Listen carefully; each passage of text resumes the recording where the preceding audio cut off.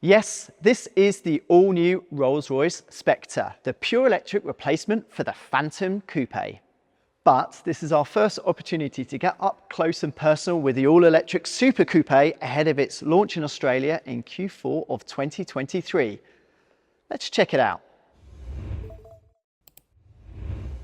Now, the important takeaway from the all-new Rolls-Royce Spectre is it's kind of the beginning of the end for combustion-powered Rolls-Royces as the brand eventually transitions to an entirely electrified lineup by 2030.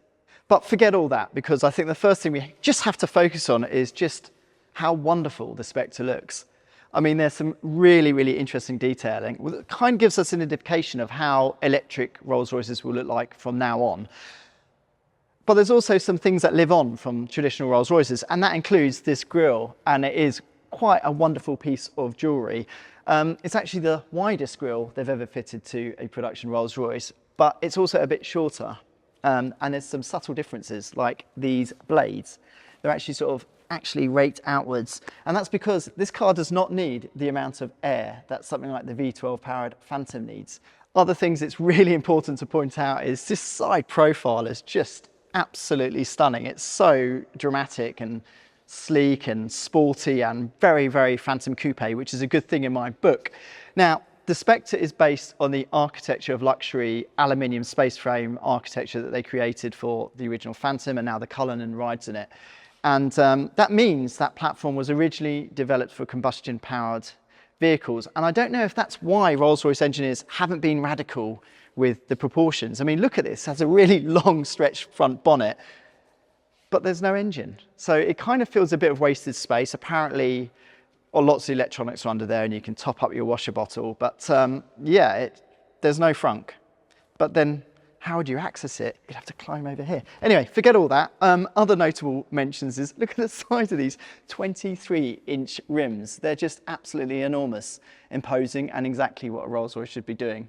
Apparently Rolls-Royce say it's still too early to talk about full technical specification for this Spectre, but we do know that it should have a battery size of around 100 kilowatt hours, and that should provide a range of up to 520 kilometers, which apparently that's ample for Rolls-Royce customers. But better still for the gazillionaires who are going to buy this car is the fact that Rolls-Royce will offer a sort of home charging service like a plug-in box.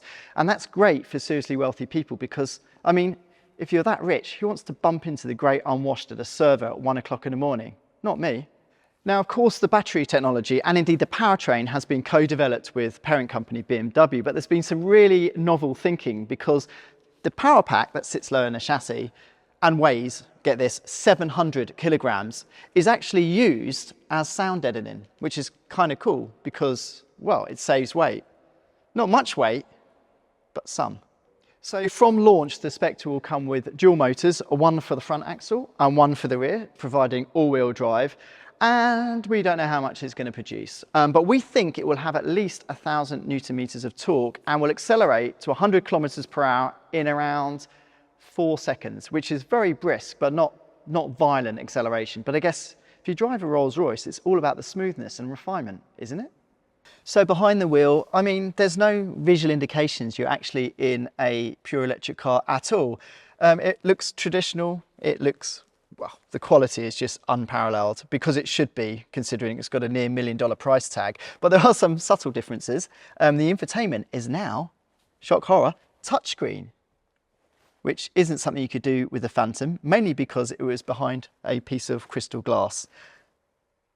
Now, the colours of this particular Spectre are challenging, unusual, disgusting.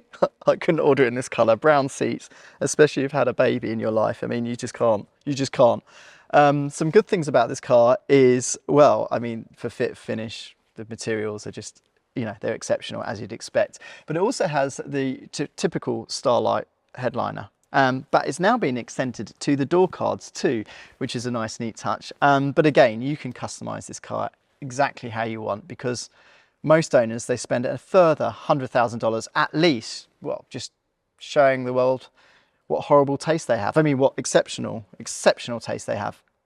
The pure theatre of lounging back in the Spectre's cabin is, yeah, it's always something to be savoured. You have these traditional air vents here, you have your own climate control vents, and Yeah, there's space for real adults. I mean, it's been designed from day one to be a four-seater and they've succeeded. There's even a decent sized boot. So there is a lot of hype around the Spectre's launch, not least within Rolls-Royce. The boss of this car has actually said that this is perhaps the purest expression of the Rolls-Royce in 118 years of production. And that's because of the levels of refinement offered. In fact, engineers have a serious problem at the moment because in testing, they've actually found the Spectre is just simply too quiet in the cabin. It's so hushed that if you dare to cough, your passenger beside you almost has a heart attack.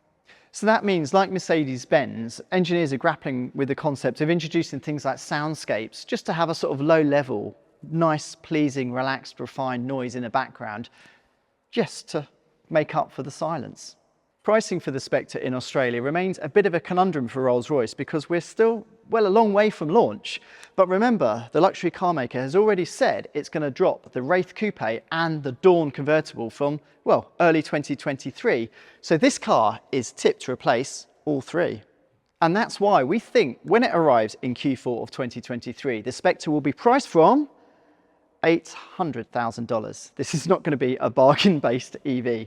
But that said, who's going to pay $800,000? Absolutely nobody. This in front of us is $1 million car. And from first impressions, it kind of feels like that.